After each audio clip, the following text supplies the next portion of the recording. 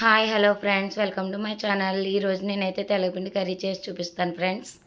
దీనికి కావాల్సినవి వచ్చేసి ఉల్లిపాయ ముక్కలు, పచ్చిమిర్చి, కరివేపాకు, ఎండుమిర్చి, ఎండు రొయ్యలు, కొన్ని వెల్లుల్లి రెబ్బలు, ఆవాలు. ఎండు రొయ్యలు ఇష్టం లేని వాళ్ళు అవాయిడ్ చేయొచ్చు ఫ్రెండ్స్. నేనైతే ఒక గ్లాస్ పిండి తీసుకున్నాను. చూడండి ఫ్రెండ్స్, ఒక గ్లాస్తో కొలుచుకున్నాను. గ్లాస్ పిండికి వచ్చేసి 2 గ్లాసులు వాటర్ పోయాలి. ముందుగా ప్యాన్ తీసుకుని 2 గ్లాసులు వాటర్ పోసుకుందాము. ఒక హాఫ్ గ్లాస్ వాటర్ ఎక్స్ట్రా పోసుకున్నా నో ప్రాబ్లం. పిండి కొంచెం ఎక్కువసేపు ఉడుకుతుంది అంతే. చూడండి ఫ్రెండ్స్, నేనైతే 2 గ్లాసులు వాటర్ తీసుకున్నాను. ఇప్పుడు సరిపడా కారం అయితే వేసుకుందాము. నేను 2 స్పూన్స్ కారం వేసాను. 2 స్పూన్స్ కారం వేసిన తర్వాత సరిపడా ఉప్పు అయితే వేసుకోవాలి. సరిపడా ఉప్పు వేసుకొని ముందుగా మనం రెడీ చేసుకున్న కరివేపాకు, ఉల్లిపాయ, పచ్చిమిర్చి ముక్కలు అయితే వేసుకోవాలి. కొంచెం పసుపు వేసుకోవాలి. ఇవన్నీ వేసిన తర్వాత వాటర్ని అయితే బాగా మరగనివ్వాలి ఫ్రెండ్స్. వాటర్ బాగా మరిగిన తర్వాత ముందుగా మనం తీసుకున్న పిండిని అయితే ఆ వాటర్లో వేయాలి. పిండిని బాగా కలుపుతూ వాటర్ పోయే వరకు ఉడికించాలి. వాటర్లో పిండి బాగా ఉడుకుతుంది. ఇలా పొడిపొడిలాడేలా వస్తుంది.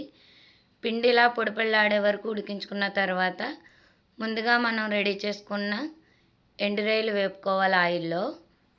చూడండి ఫ్రెండ్స్, ఇలా ఎండు రొయ్యలు వేపుకున్న తర్వాత కొన్ని వెల్లుల్లి రెబ్బలు వేసుకోవాలి. ఈ 2 ఫ్రై అయిన తర్వాత ఎండుమిర్చి, కరివేపాకు, ఆవాలు వేసుకోవాలి ఫ్రెండ్స్. ఇవన్నీ వేసుకొని బాగా ఫ్రై చేసుకోవాలి. ఇవి బాగా ఫ్రై అయిన తర్వాత మనం ముందుగా రెడీ చేసుకున్న పిండిని అయితే ఇందులో వేసేసుకోవాలి ఫ్రెండ్స్. చూడండి, మనం పొడిలాడేలా ఉడికించుకున్నాం కదా, ఆ పిండిని అయితే ఈ పోపుల్లో వేసేసుకోవాలి. ఇలా 5 మినిట్స్ బాగా ఉడికించిన తర్వాత ఫ్లేవర్ అయితే పిండికి మొత్తం పడుతుంది. చూడండి ఫ్రెండ్స్, ఒక 5 మినిట్స్ ఉడికించుకుంటే సరిపోతుంది. తెలగపిండి కర్రీ పిల్లలకి, పెద్దవాళ్ళకి కూడా చాలా మంచిదండి ఫ్రెండ్స్. తెలగపిండి కర్రీ నెలలో ఒకసారైనా పెట్టడం వల్ల కడుపులో నులుపురుగు అది పోతుందంట.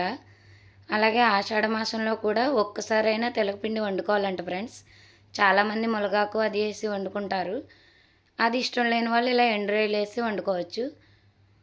ఒకసారి అయితే మీరు కూడా ట్రై చేయండి. మా వీడియోస్ మీకు నచ్చినట్టయితే లైక్ చేయండి, ప్లీజ్ సబ్స్క్రైబ్ చేయండి. చూడండి ఫ్రెండ్స్, ఇలా 5 మినిట్స్ ఉడికించుకున్న తర్వాత అయితే మన కర్రీ ఇలా రెడీ అవుతుంది. వేడివేడి అన్నంలో తెల్లపిండి కర్రీ వేసుకుని తినడం చాలా టేస్టీగా ఉంటుంది, అండ్ హెల్దీ కూడా. ప్లీజ్ ఫ్రెండ్స్, మా వీడియోస్ మీకు నచ్చినట్టయితే లైక్ చేయండి, సబ్స్క్రైబ్ చేయండి.